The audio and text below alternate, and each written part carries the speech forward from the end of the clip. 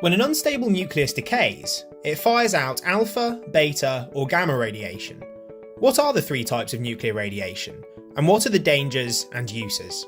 Firstly, an alpha particle, made of 2 neutrons and 2 protons, basically a helium nucleus with a mass of 4 and a charge of +2.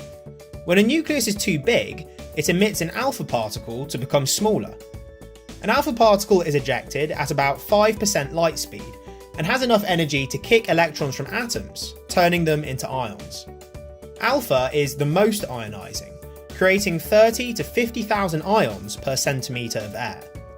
But being highly ionising means it quickly loses energy and stops, giving it the shortest range of about 1 to 5 centimetres in air, and it can't pass through skin.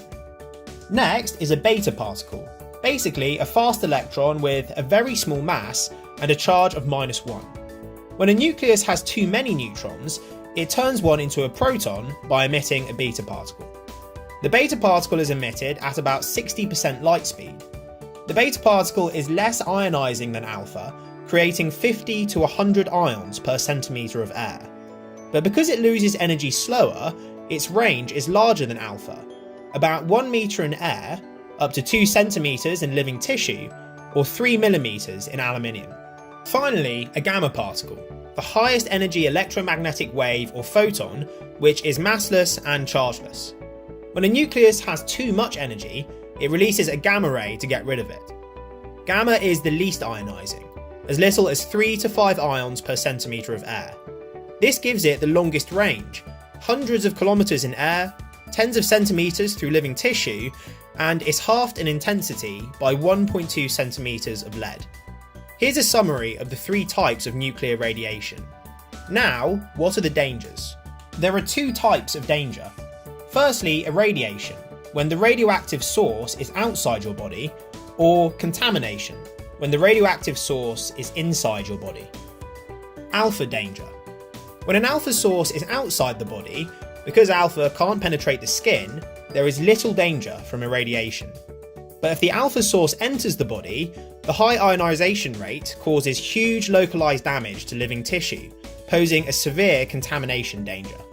Beta danger. Unlike alpha, beta radiation can penetrate skin, although generally it doesn't reach internal organs, posing a moderate irradiation danger. If the beta source enters the body, the higher penetration causes more spread out internal damage, posing a lower, but still moderate contamination danger. Finally, gamma danger. Gamma can penetrate deep into organs, giving it a high irradiation danger. However, from inside the body, because gamma is most penetrating, most of the gamma passes out of the body, giving it the lowest contamination risk. Here's a summary of the dangers. Now, what are the uses? Alpha use, smoke alarms. Inside a smoke alarm is an alpha source and a detector.